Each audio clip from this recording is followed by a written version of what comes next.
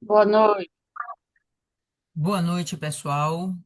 Estamos aqui mais uma vez reunidas no nome do Senhor Jesus, meditando no livro de Deuteronômio, chegando no capítulo 25. Falta pouquinho para a gente terminar esse livro. Parecia que era um livro muito grande, né? Mas o tempo está realmente passando muito rápido, a gente nem se apercebe que a gente já chegou quase. Não, já passamos da metade desse livro, né? Estamos chegando pertinho do final. E hoje nós vamos ver mais algumas orientações que Moisés está dando para Israel, preparando esse povo, né, para tomar posse da terra prometida. E sem mais delongas, vamos buscar o Espírito Santo, buscar o cuidado dele, para que ele venha nos ensinar mais uma vez essa noite.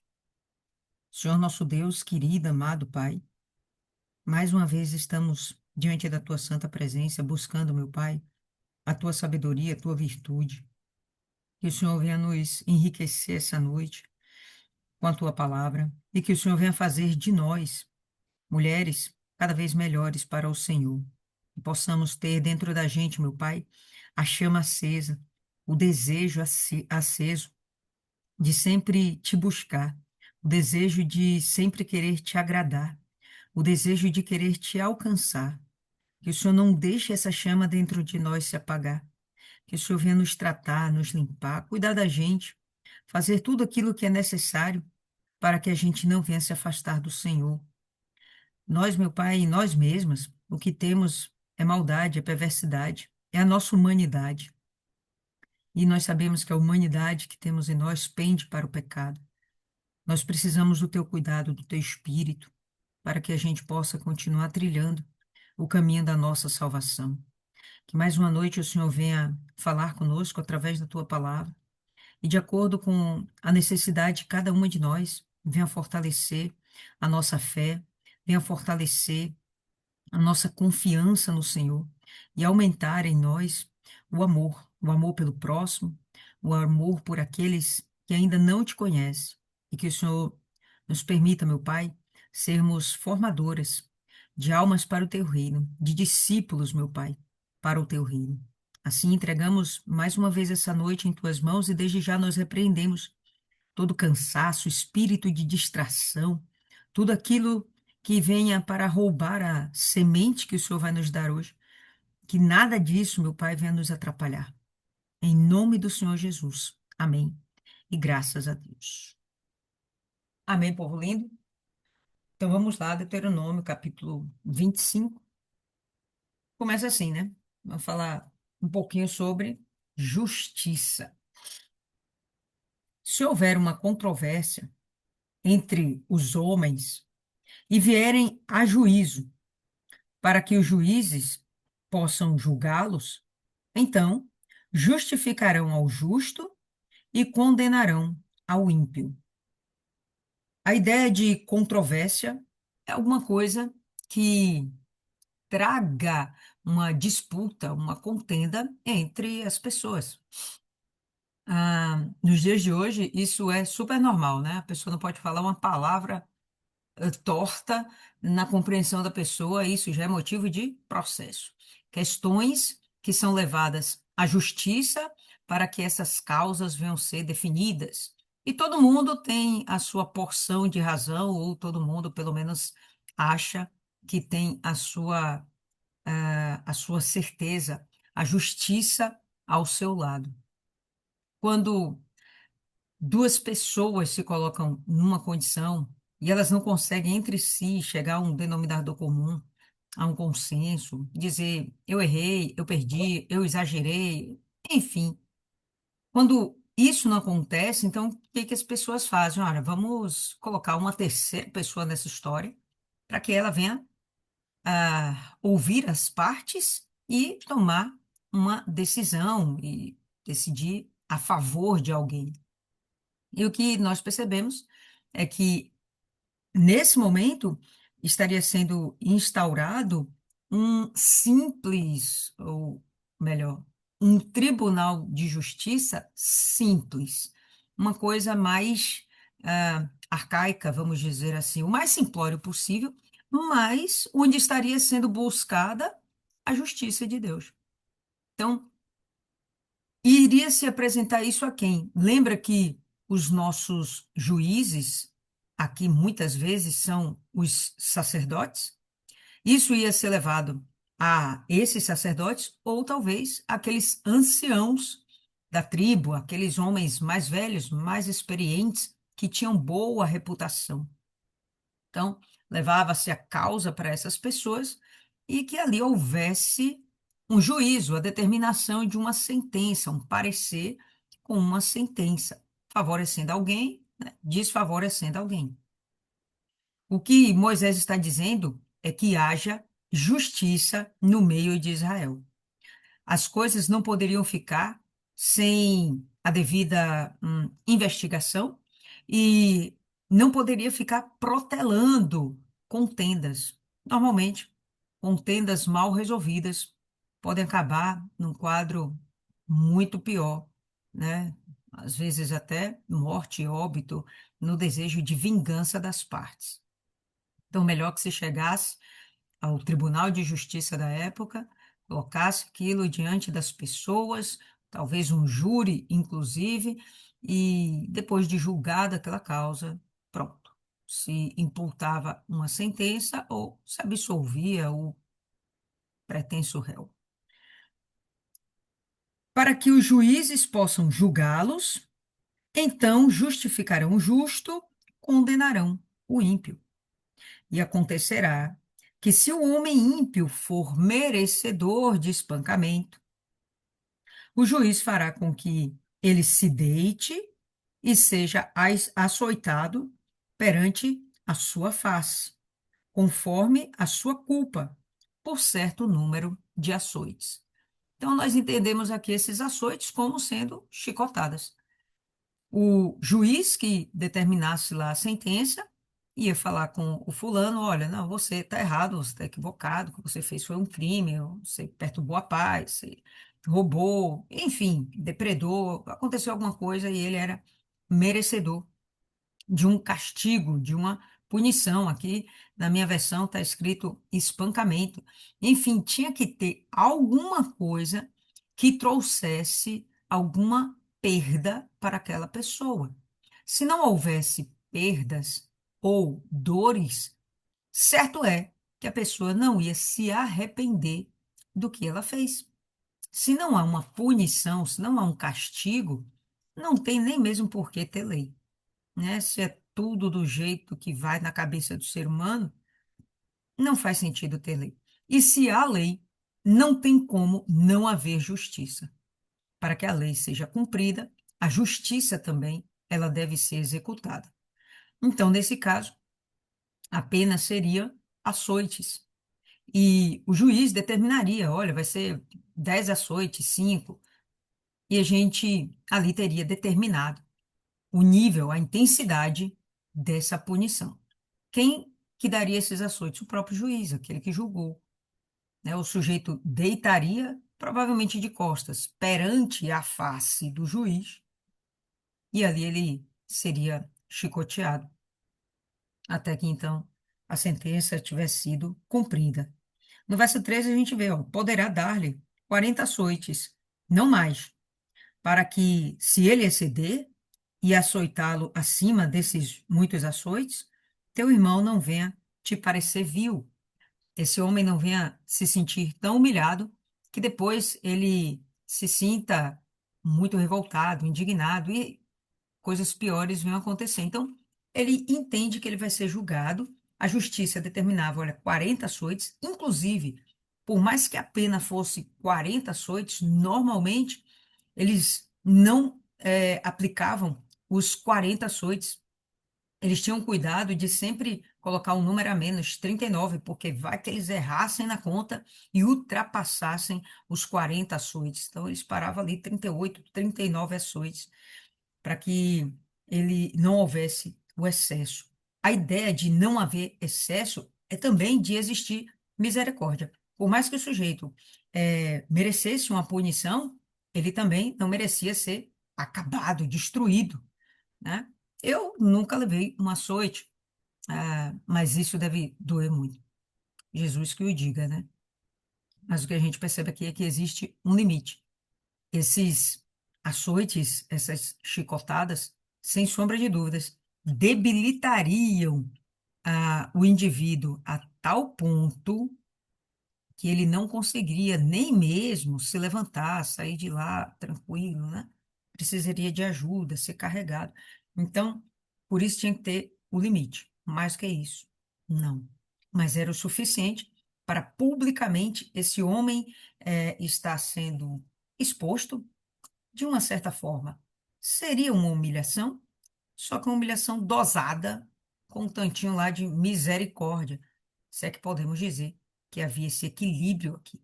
Mas a ideia de Moisés é que sim, houvesse punição, mas não necessariamente destruição daquela pessoa, certo? E aí ele parece que muda totalmente o assunto, mas ele continua aplicando a, o entendimento de misericórdia. Olha como ele fala. Não amordaçarás o boi enquanto ele pisar o grão. Na sua versão pode estar escrito enquanto debulha. Que significa isso? O boi está trabalhando. E, vamos lá, todo trabalhador é digno de seu salário. Se o boi ele tivesse a necessidade de se alimentar, ele não poderia ter a boca atada. Claro que se ele ficasse com a boca amarrada, ele não ia comer, ia passar necessidade, ia passar fome, ia ter sofrimento, sendo que esse animal estava sendo útil, ele estava servindo ao homem. Todos os animais, pessoal, todos os animais, toda forma de vida que existe no planeta Terra é para servir ao homem. Toda forma de vida é para servir ao homem.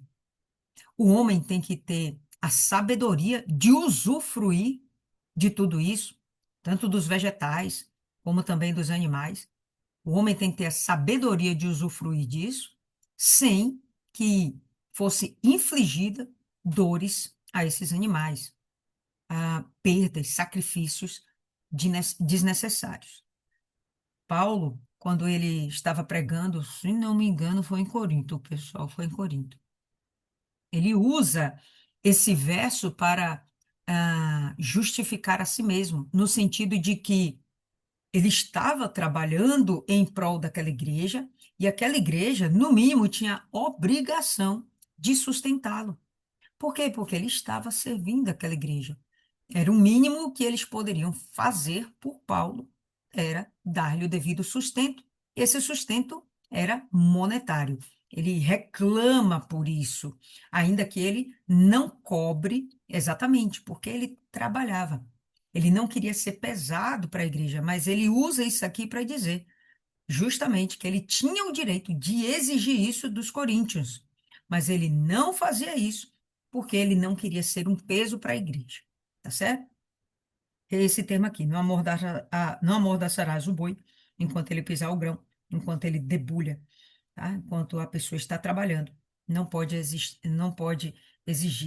não se pode exigir demais daquele animal ou daquela pessoa. O mesmo vale para a gente ter misericórdia no momento que estamos lidando com pessoas que estão submetidas a nós, nossos funcionários, pessoas que nós lideramos no nosso trabalho, no meio do trabalho, até mesmo dentro da igreja, né, no corpo eclesiástico da igreja. De repente você está acima de alguém, né? Então, você nunca deve explorar as pessoas. Tem que haver um tanto de cobrança, mais um tanto de cuidado, da mesma forma, certo? Se alguns homens, ou melhor, se alguns irmãos, gravou esse nome? Irmãos. Se alguns irmãos habitarem juntos, irmãos que habitam juntos, e um deles morrer e não deixar filhos, a esposa do morto não poderá se casar com um estranho. O irmão de seu marido entrará a ela e a tomará como esposa e cumprirá a obrigação de irmão do marido para com ela. Essa daqui, pessoal, é a lei do levirato. Levirato vem de levir, e levir significa irmão do marido.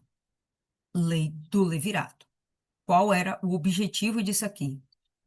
Qual a, a, a ideia disso aqui? São irmãos, todo mundo mora junto, todo mundo de uma mesma tribo. Potencialmente, nem todos eles são casados. Um deles é casado, provavelmente o mais velho. E os demais estão ali morando juntos, talvez por uma relação de dependência, né? Dependência material, dependência financeira. Estão ali todos morando juntos. Esse homem mais velho, o irmão mais velho, acaba morrendo, não deixa filhos. Se deixasse filhos, aquela viúva ali poderia se casar com outra pessoa. Já existe um herdeiro daquela família para aquela mulher. Não, mas nesse caso, o homem morreu, a mulher ficou viúva, sem filhos. E os irmãos estavam lá, todo mundo junto e misturado. Não era para se trazer um estranho e colocar dentro dessa família. Pelo contrário, um desses irmãos, o mais velho em princípio, que restou, deveria desposar essa mulher, essa viúva, a sua nora, e a partir dali fazer uma geração, casar-se com ela. O primeiro filho dela seria considerado como se fosse filho do seu primeiro marido. E ali ele daria, Chocante.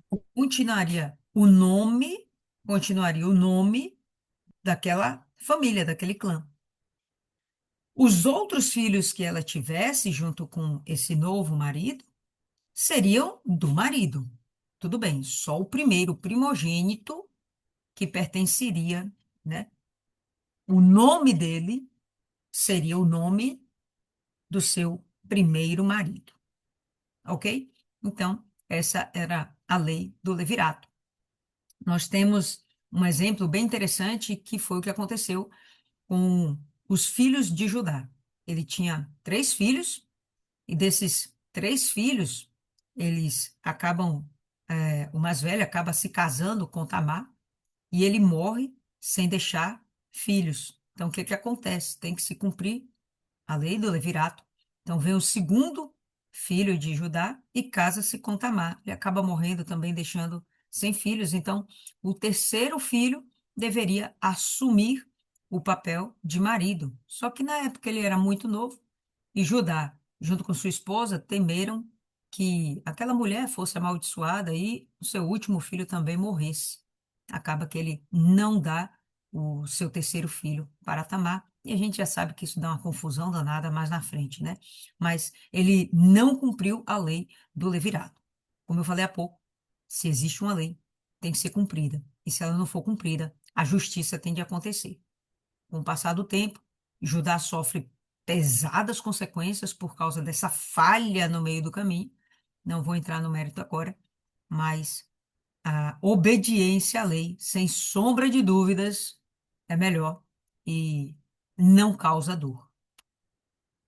Então, aqui a gente vai seguir, vai observar ah, algumas nuances dessa lei. Se algum dos irmãos habitarem juntos, um deles morrer, não deixar filhos, a esposa do morto não poderá casar com um estranho. Isso era para preservação da tribo, preservação, como se fosse preservação da espécie, né?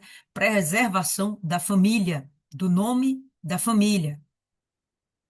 O irmão do seu marido entrará a ela, esse entrará é o casamento. Lembrando que casamento, nessa época, o conceito de casamento era a a conclusão do ato sexual.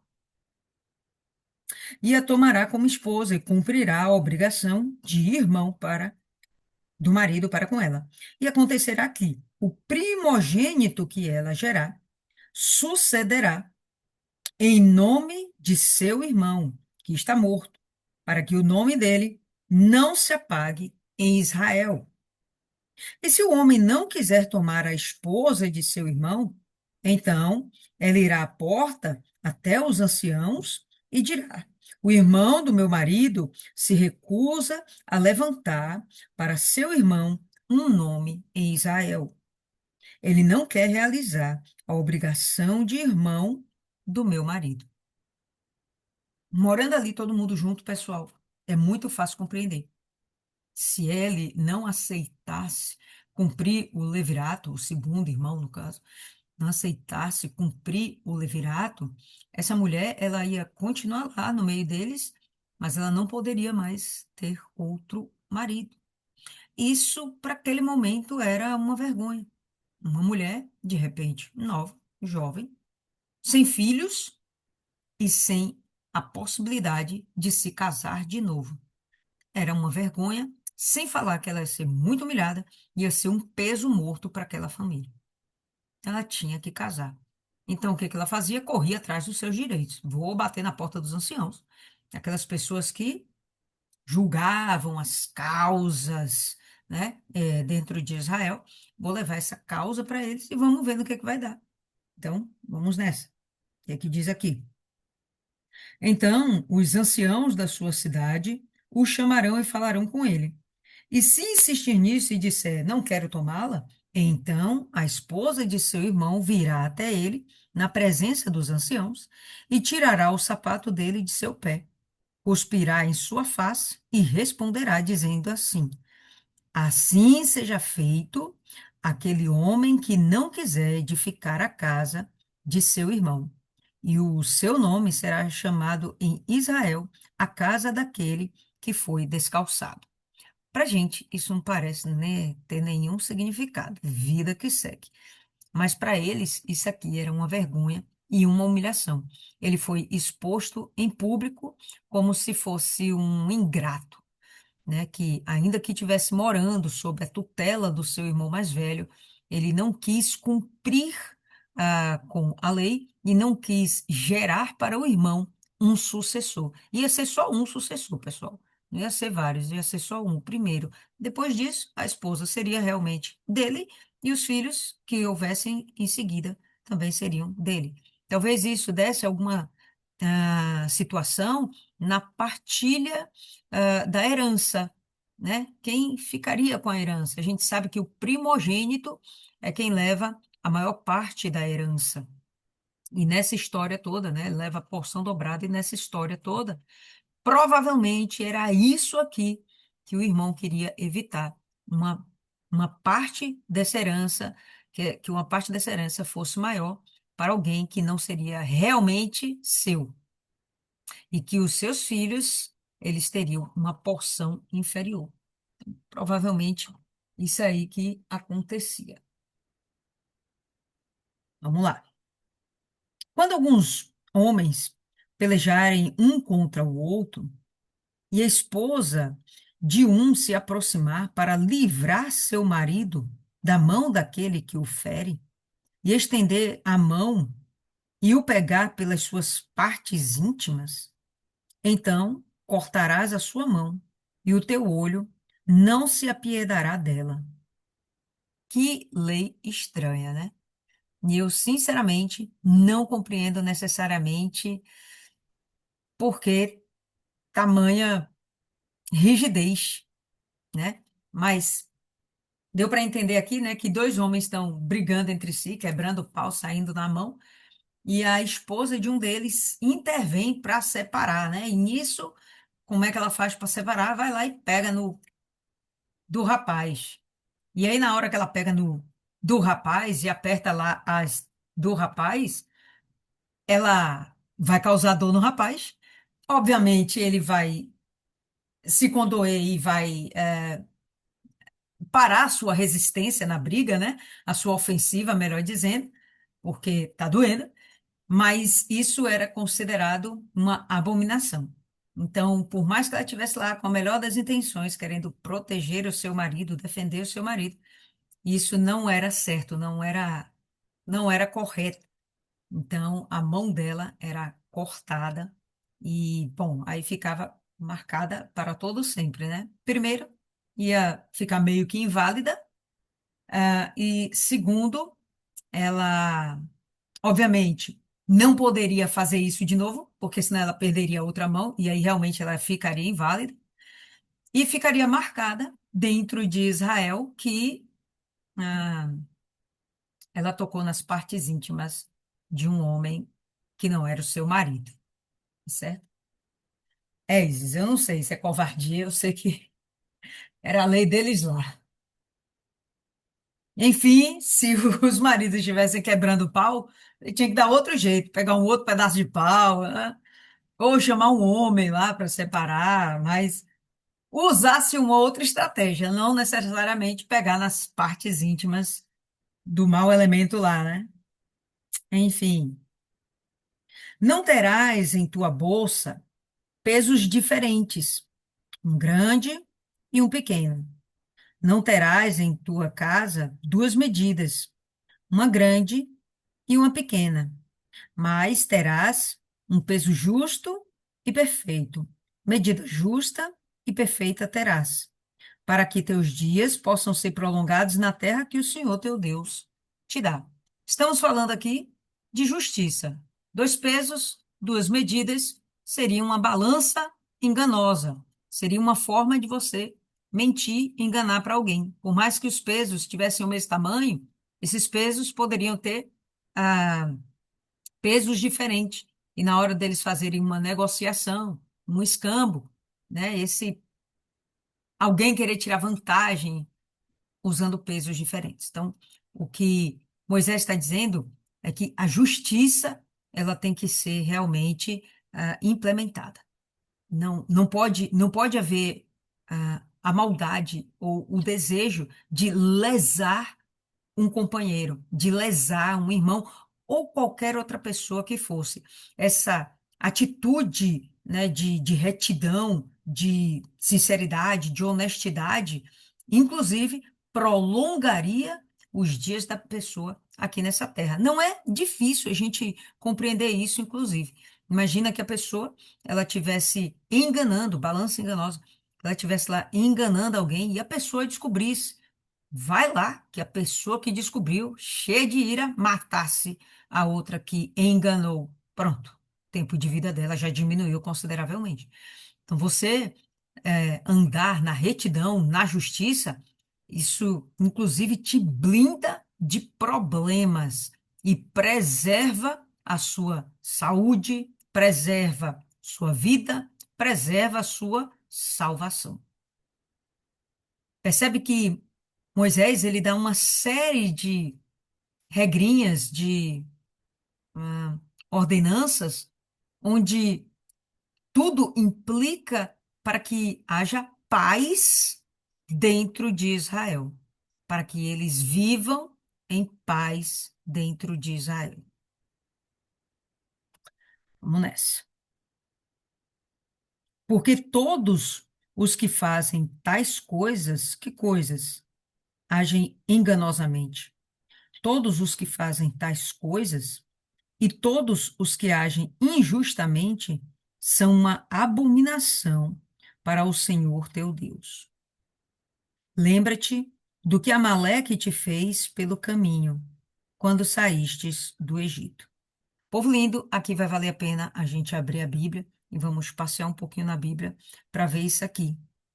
E no final eu quero que vocês compartilhem comigo o que é que vocês acham desse verso ou dessa ordenança que Deus deu a Israel. Abra aí, em primeiro lugar, em Êxodo, no capítulo 17. Vamos lembrar que Êxodo retrata ah, o momento em que Israel está saindo do cativeiro do Egito. O Êxodo vai tratar, né, dessa história, dessa jornada. Todo mundo aí? Êxodo, capítulo 17. Então, vamos aí para o verso 8. E olha só. Então veio Amaleque e pelejou contra Israel em Refidim. Por isso disse Moisés a Josué: escolhe-nos homens e sai, peleja contra Amaleque.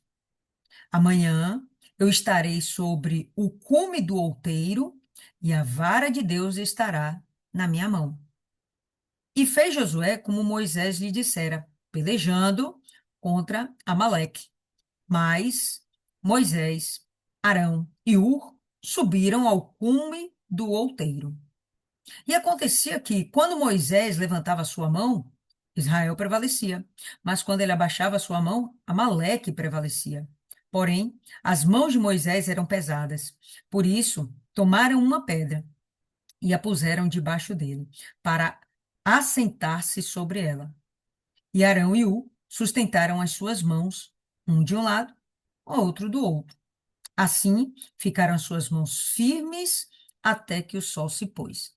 Então, isso aqui está retratando uma situação. Eles estão pelo deserto, saindo do Egito, indo para a terra prometida, e no meio do caminho, Amaleque se levanta contra Israel. Então Moisés chega e fala: Ó, bom, vamos à luta, vamos à guerra, não vamos poder fugir desse momento, né? Então vamos à luta. Então, enquanto você aqui, Josué, pega uns valentes aí e vai guerreando com essa galera, eu vou lá para o monte ficar intercedendo, eu vou fazer a intercessão espiritual por Israel. Cansado, é, foi o dia inteiro, né? Essa coisa aí. Cansado, o pessoal vai lá e providencia, o Arão providencia uma pedra, ele senta, né? Já não fica mais em pé, senta. E para os braços dele continuarem estendidos, e ele continuar determinando a bênção sobre Israel, Israel continuar prevalecendo, Arão e cada um segura um braço dele, e assim Israel prevaleceu. E assim Josué desfez a Amaleque e a seu povo ao fio de espada. Então disse o Senhor a Moisés: escreve isto para memória num livro. Gravou isso aí? Disse o Senhor a Moisés: escreve isto para memória num livro, para lembrança, num livro, e relata-o aos ouvidos de Josué, que eu totalmente hei de riscar a memória de Amaleque de debaixo dos céus. E Moisés edificou um altar, o qual chamou o Senhor a minha bandeira, e disse: porquanto jurou o Senhor, haverá guerra do Senhor contra Amaleque de geração em geração. Povo lindo, eu gostaria que vocês abrissem o áudio e me dissessem por que que Deus determinou que Amaleque deveria ser destruído. Diz aí, pessoal.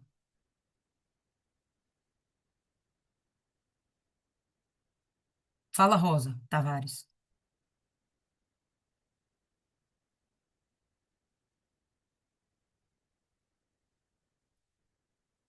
Nossa, tá com problema ainda no áudio, né? Isis,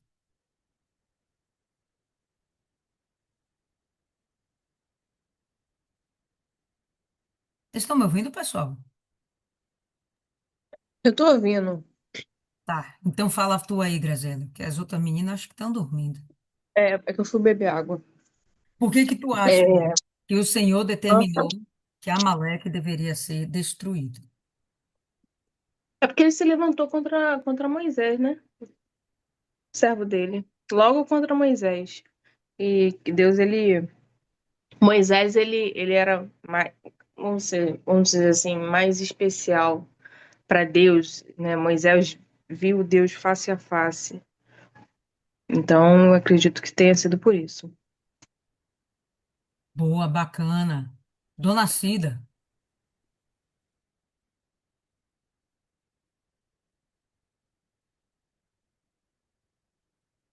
vocês estão demais, pessoal. Vocês estão dormindo, cruz credo. Viviane, Tô não. então não. Então diga aí, Dona Cida, o que que a senhora acha? O que foi que aconteceu? Por que que deu a louca em Deus? Não, porque o que Graziela falou aí, né? A importância do servo de Deus, né? A oração, a dedicação, né? A, a preferência, né?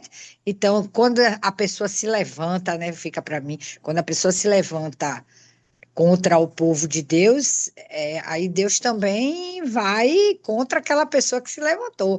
Ainda que as pessoas achem que não, né? Às vezes o silêncio de Deus fala muito, né? Às vezes a gente diz assim, o silêncio fala por mim. Então Deus, eu acho isso aí. Aquele que se levanta, né? Que fica passando para nós aqui no momento, né? É isso, foi o que aconteceu. A Meleque, né?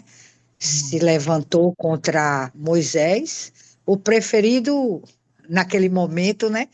Era ele, então se deu mal. É aquela coisa, né? Quando a gente está na presença de Deus, fazendo aquilo que Deus quer, né? E ele, eu acho que ele age, viu? Até em silêncio ele age. Vamos lá, pessoal. Vai aí para primeiro Samuel. Peraí, deixa eu fechar aqui, eu não consigo. Eu fecho, calma, respire, relaxa. Eu fecho com a senhora. Aí, calma. É, vamos aí para primeiro Samuel, no capítulo 14.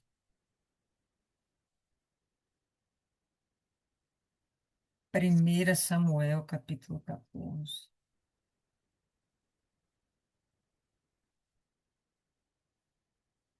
Verso 43. 43 não. 14, 48. Todo mundo? Olha lá. E houve-se valorosamente e feriu os amalequitas e liberou a Israel da mão dos que o saqueavam. Isso aqui é Saul, que entra em confronto com os amalequitas. Por quê?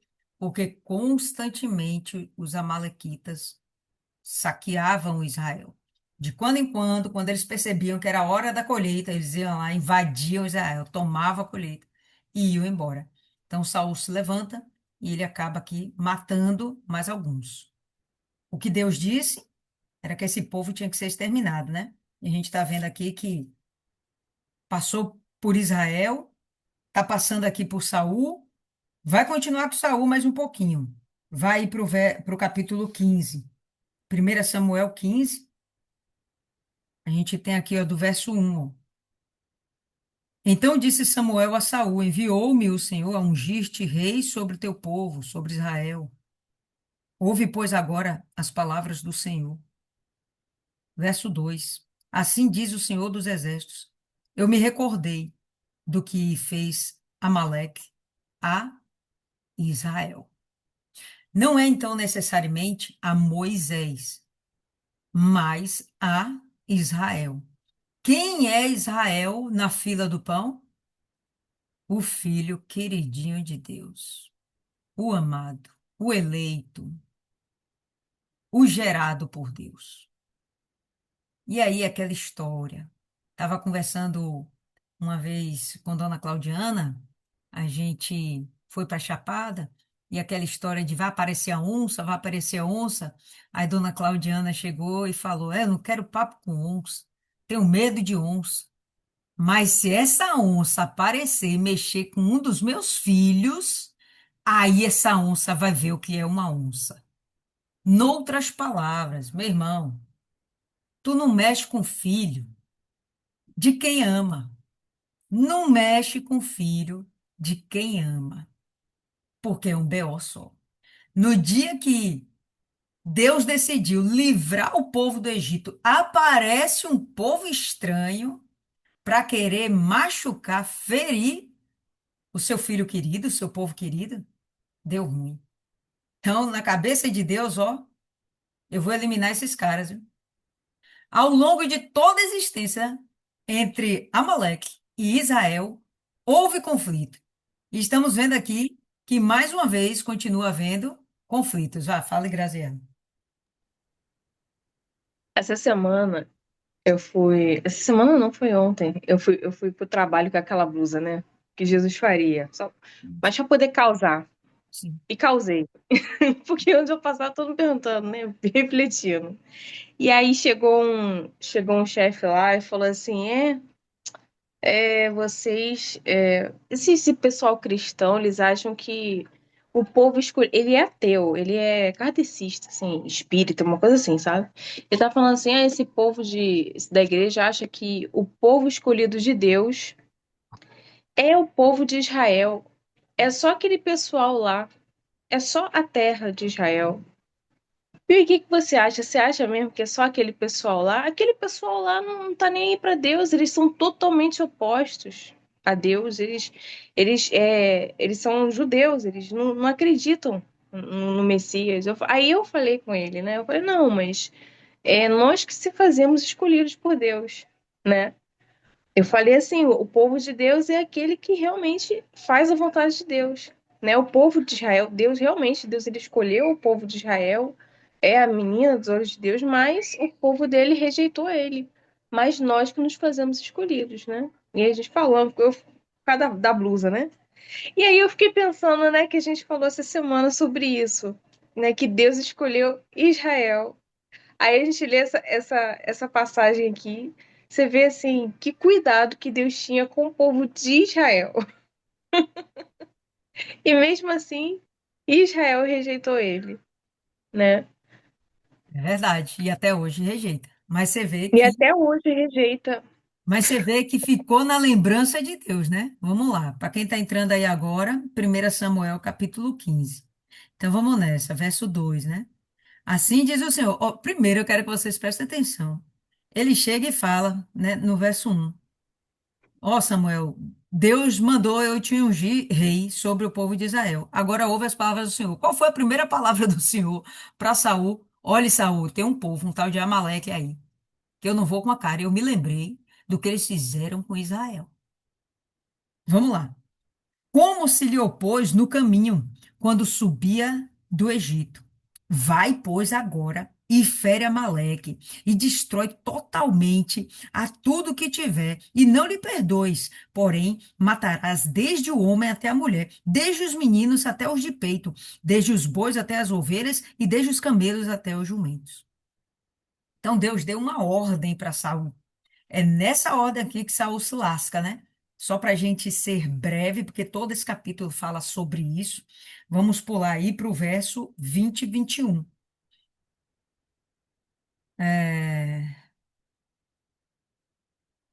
20 e 21.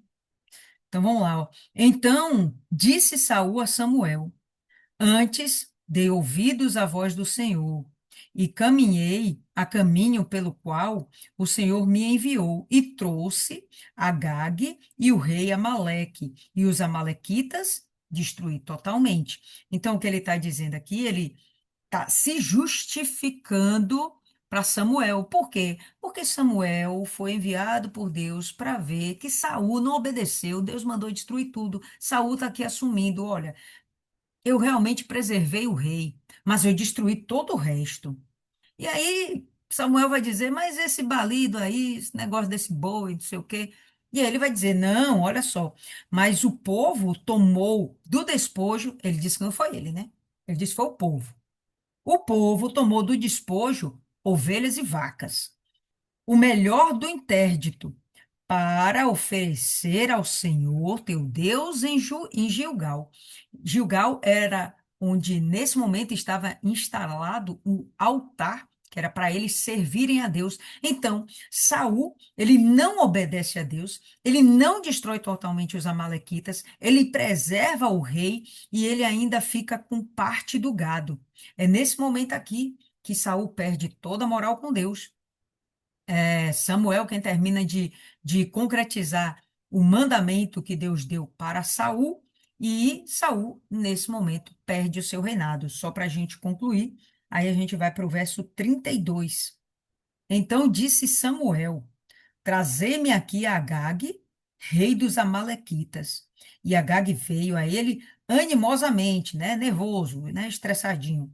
E disse a Agag: Na verdade, já passou a amargura da morte. Ainda veio tirando onda, né?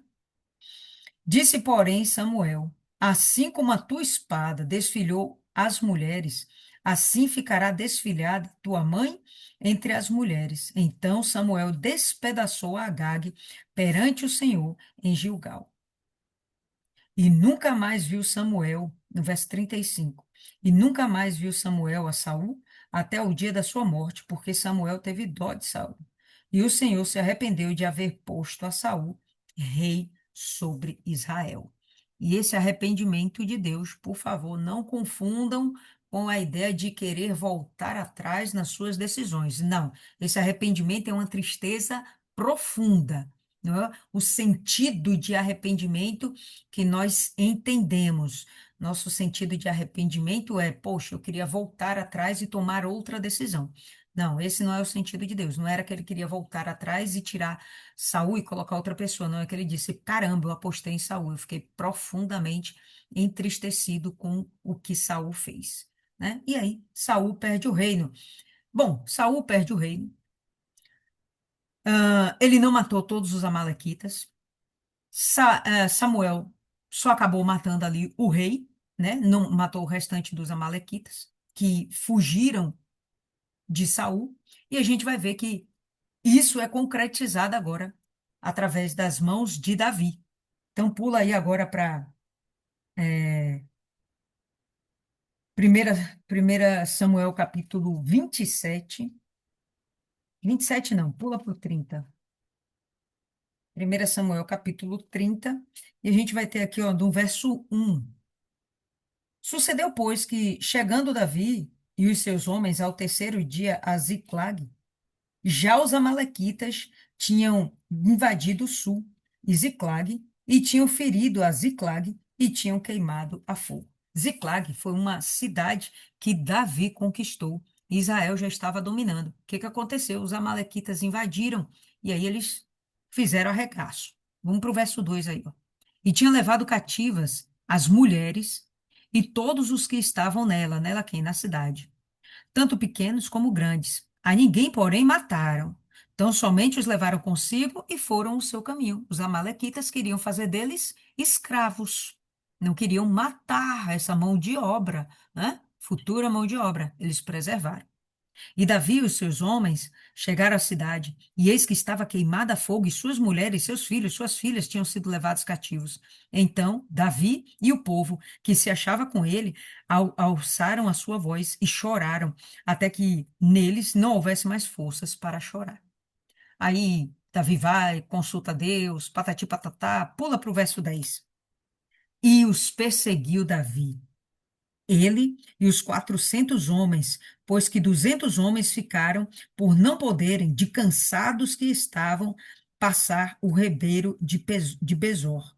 Então, Davi, ele não desiste, ele estava voltando de uma guerra, parte de seus soldados estavam muito cansados, 200 ficaram para trás, tomando conta lá do que restou de Ziclag, e Davi parte com 400, e ele vai atrás da sua família, do seu povo, né, de seus despojos e tudo mais. Aí pula para o verso 17. E feriu-os Davi desde o crepúsculo até a tarde do dia seguinte, né? Então ele passou a madrugada e o dia inteiro seguinte lutando, brigando. Caramba, o cara era muito valente, né? Já estava vindo de uma guerra, sofreu uma dor miserável, falou com Deus, Deus deu uma ordem para ele, ele correu, foi para cima, obedeceu, passou uma madrugada e um dia inteiro brigando. Vamos nessa? Até a tarde do dia seguinte, nenhum deles escapou, senão só 400 moços. Pombas, ainda não foi agora que os amalequitas foram totalmente destruídos, porque todos foram destruídos, menos 400 jovens, que, montados sobre os camelos, caparam o gato, fugiram. Assim, salvou Davi tudo quanto tomaram os amalequitas. Também as duas mulheres salvou Davi, e ninguém lhes faltou, desde o menor até o maior, e até os filhos e filhas, e também desde o despojo até tudo quanto lhes tinham tomado, tudo Davi tornou a trazer. Davi, então, não perdeu nada, porém, sobraram amalequitas na história. Vamos ver o que aconteceu com esse povo em 1 Crônicas, capítulo 4. Avança aí um pouquinho e abre aí, 1 Crônicas, verso 4. Ou capítulo 4.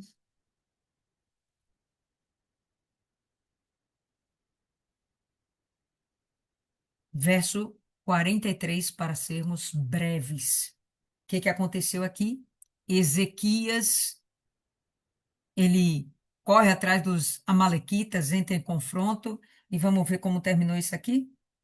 E feriram o restante dos que escaparam dos amalequitas e habitaram ali até o dia de hoje. Ou seja, Ezequias tomou posse desse local, eliminaram os amalequitas de uma vez por todas da face da terra.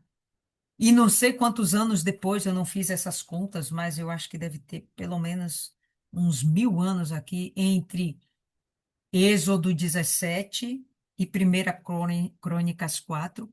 Existe aí um lapso, eu imagino, em torno de uns 1000 anos, em que todos os amalequitas foram destruídos e, enfim, a palavra de Deus se cumpriu. Vamos voltar aí para Deuteronômio e vamos continuar aqui. Verso 17. Lembra-te do que Amaleque te fez pelo caminho quando saístes do Egito.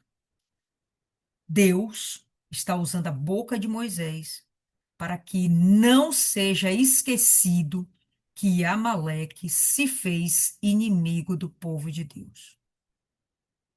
Como ele te encontrou pelo caminho e feriu os que iam na retaguarda, os que iam atrás, e todos os que eram fracos atrás de ti, quando estavas cansado e enfraquecido, e ele não temeu a Deus. Então, os amalequitas agiram covardemente, vieram por trás, atacaram os fracos, não foram lá atacar o exército, né? Não é como, por exemplo, não está tendo hoje guerra entre Irã e Israel, ou Israel e Irã, enfim. O que acontece quando Israel ataca o Irã? Ele não ataca a escola, hospital, bairro residencial. Ele ataca as bases militares. Ele vai atacar os centros onde tem aqueles lança-mísseis, né? Os lançadores de drones que atacam a Israel. Então, eles vão atacar objetivamente as zonas militares, não se atacando qualquer um, não se atacando civil, não se atacando o povo. O que que os amalequitas fizeram? Atacaram o povo e atacaram os fracos. Eles foram covardes, não respeitaram o povo de Deus, como Viviane aqui disse, né, que Amaleque era descendente de Esaú, né? Era neto de Esaú. E ele acabou crescendo, né, no meio dos edomitas, de tal forma que ele realmente criou para si uma nação, que era a nação dos amalequitas. E diga-se de passagem, era uma terra muito grande e muito extensa. Era um povo que vivia seminômade, né? Uma hora estava aqui, depois estava ali, passava um tempo aqui, depois voltava para cá, e eles ficavam assim, dominando aquele território, de quando em quando, indo em busca de alimento, né?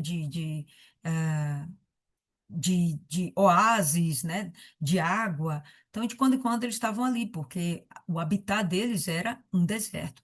E está lá Israel passando por esse lugar. Eles vão e atacam Israel. Aí, meu irmão, acabou, mexeu com Deus. Você viu aqui o que Deus falou?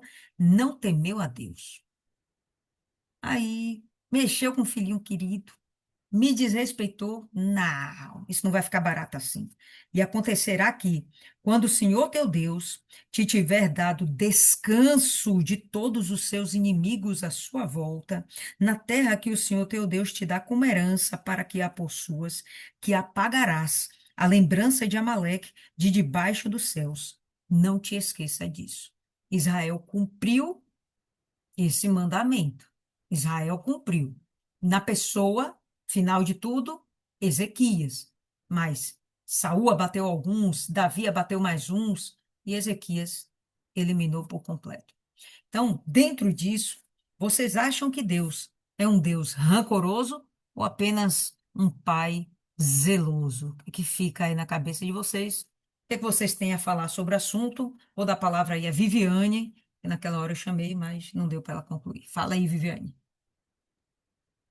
Boa noite, meninas. Boa.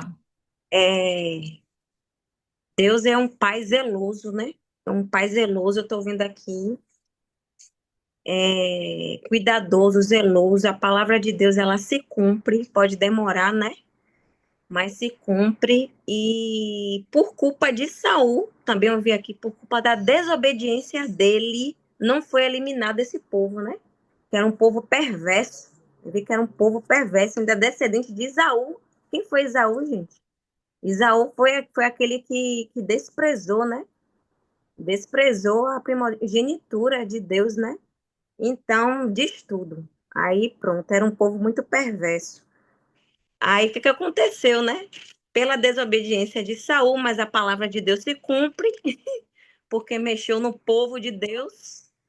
Aí deu nisso aí, né? O que mais me chamou a atenção, muito bom essa parte daqui, que foi que a gente deu para esmiuçar, parecendo um filme que eu vi aqui agora, assim, relatando. Muito bom, interessante.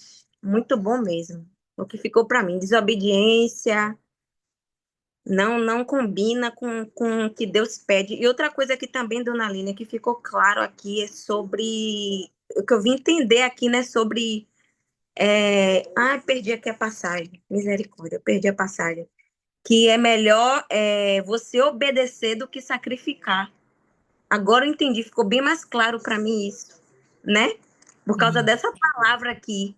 Deus se agrada mais da obediência do que o seu sacrifício por conta disso daqui. Agora eu entendi, ficou bem mais claro essa passagem para mim. Muito bom. É, Samuel que fala, né, para Saul. Sim, Que Saul diz: não, o povo pegou aí os animais para sacrificar a Deus lá em Gilgal.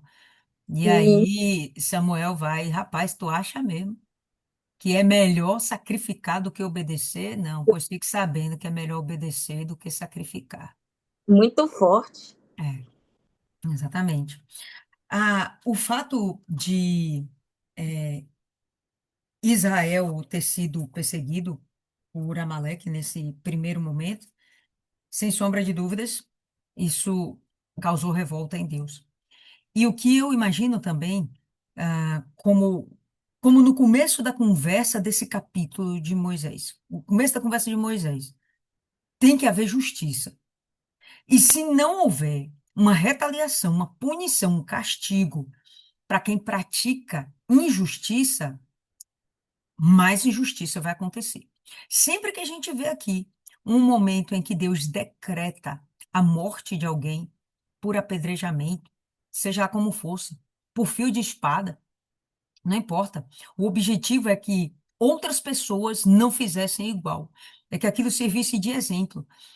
Os amalequitas talvez seja a primeira nação, um povo que tenha recebido de Deus, nem os egípcios receberam esse decreto de serem destruídos. Para quê? Para que ficasse claro que ninguém deveria se levantar mais uma vez contra Israel. Rapaz, eu tenho pena de um Irã da vida. Eu tenho pena. Que a Irã tá descascando nesse momento, querendo descascar. Israel, né? Estamos vivendo isso nesse momento. Está lá o maior combate, a maior guerra. Mas todos aqueles que têm se levantado contra Israel caem. Todos caem.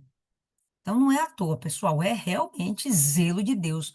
Não é que Deus é vingativo, é que Deus é um pai zeloso, entendeu? É uma dona Claudiana da vida, para quem conhece aqui. É uma dona Claudiana da vida que disse: mexe com meu filho, vocês vão ver quem é a onça. Entendeu? É isso aí, pô. É isso aí. Dona Rosa Pereira.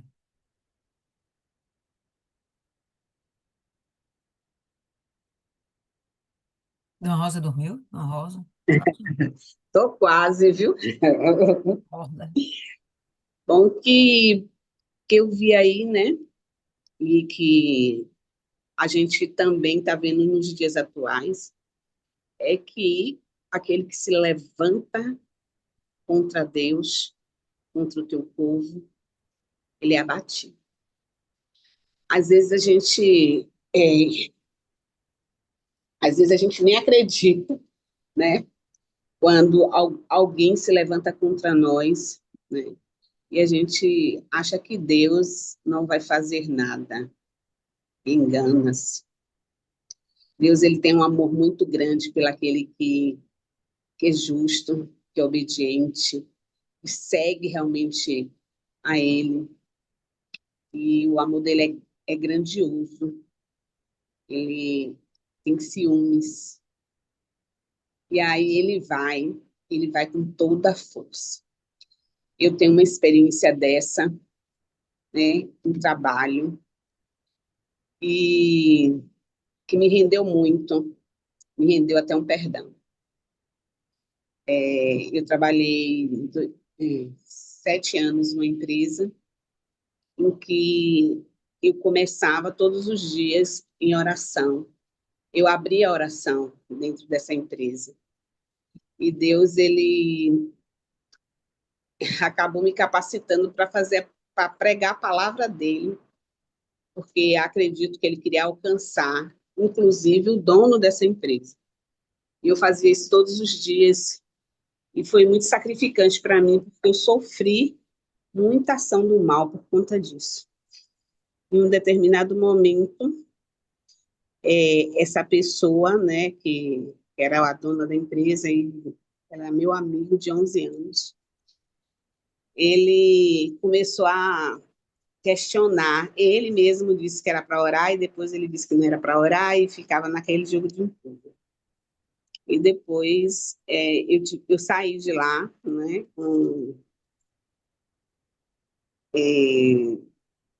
ele fez algo comigo que foi muito desonesto, né?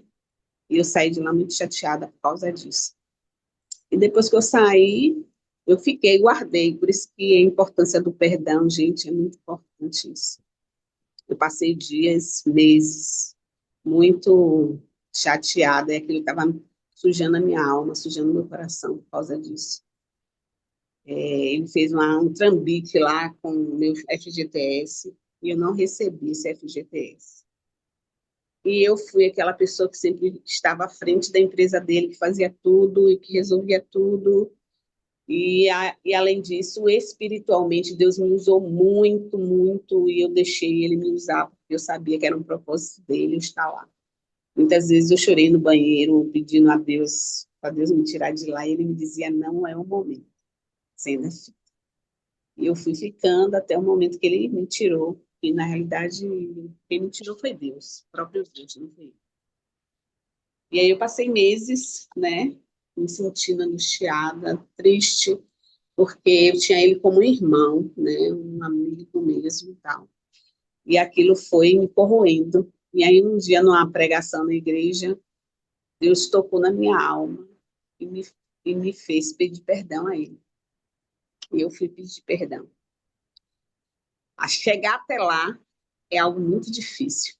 Nossa, muito difícil. Mas depois que você chega e depois que você faz, é como se você tirasse um peso grande da sua vida, da sua alma. E foi, para mim, foi grandioso isso. Foi uma experiência que eu nunca mais vou esquecer. Ele me disse, não, você não pode me pedir perdão, eu tenho que te pedir perdão por tudo que eu fiz com você. Eu disse, eu sei porque eu estou me pedindo perdão.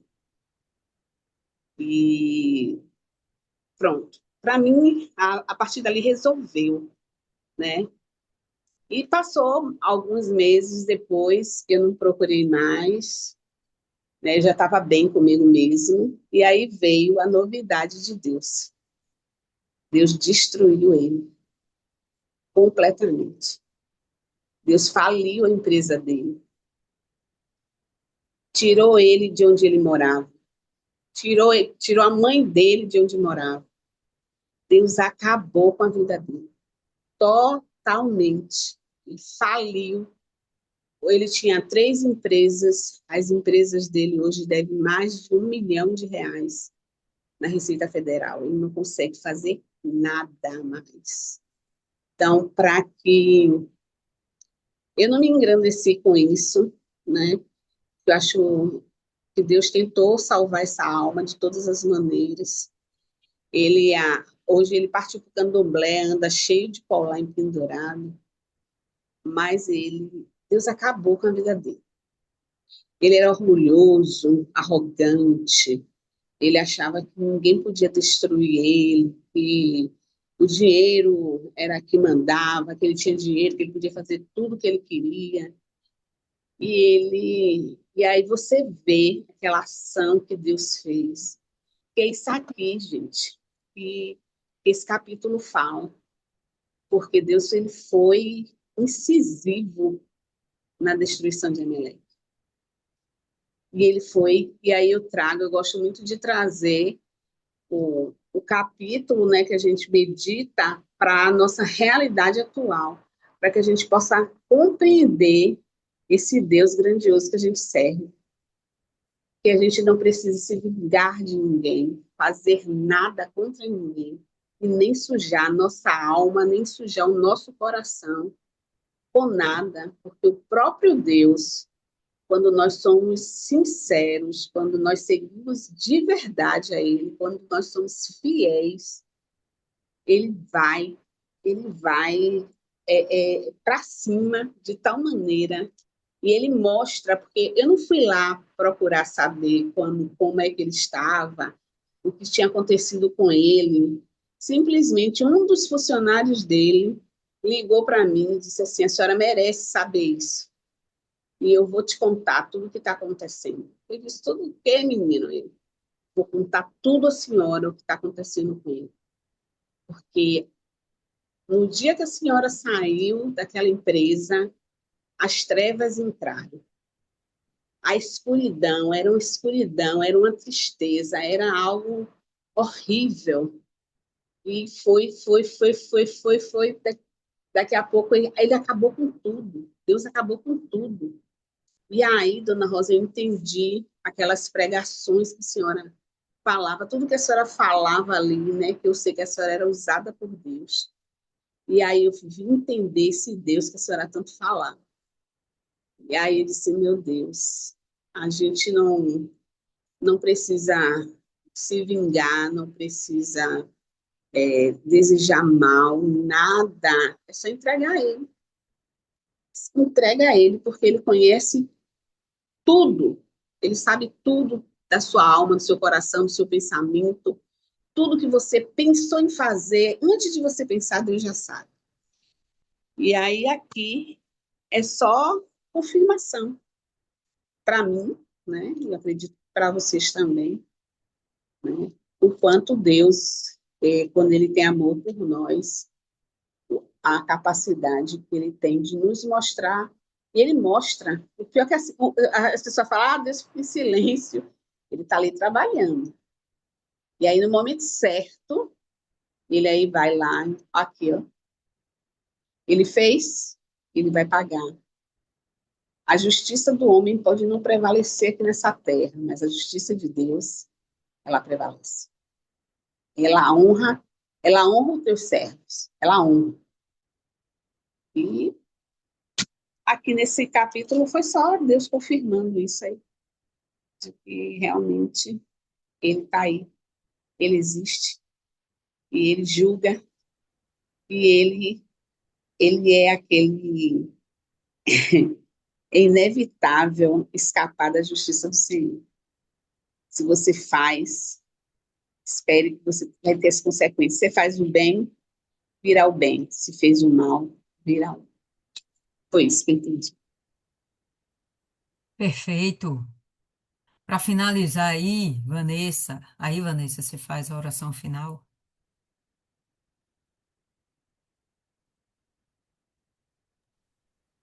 Boa noite. Boa. Estão me ouvindo?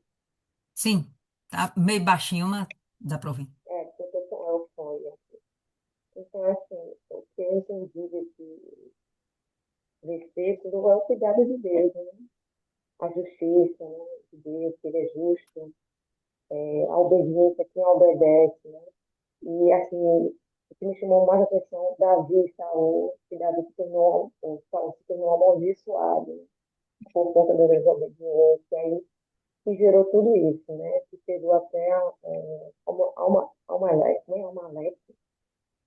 E a falta de temor também de Amaleque, né? E por ele ter, não ter respeitado, né, o povo de Israel, os pratas, os pratas, então gerou tudo isso. Então, imagine foi o cuidado de Deus mesmo, em relação ao povo, né?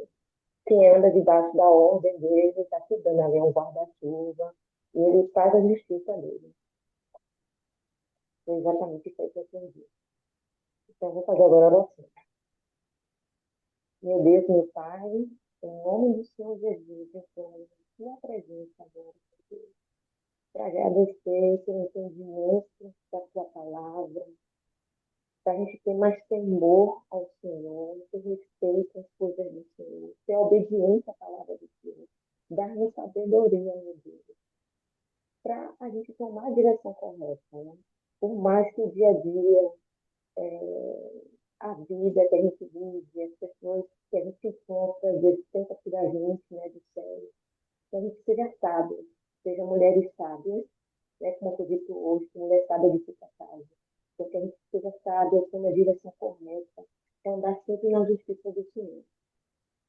Eu também agradeço, né, ao Senhor pelo entendimento, por estar usando Dona Leila, né, para estar mostrando assim, porque a gente, se eu fosse estudar a Bíblia dessa forma, eu não ia ter esse entendimento. Então, abençoa a vida dela, abençoa a vida de todos que estão aqui, né, dá direção a gente. Abençoa o dia de amanhã, abençoa a nossa semana de espírito de vitória, que dá muitas almas, né, para a fonte nova, que muitas pessoas sejam libertas. Então é isso. Eu agradeço em nome do Pai, do Filho e do Espírito Santo. Amém. Amém, pessoal. Então é isso aí.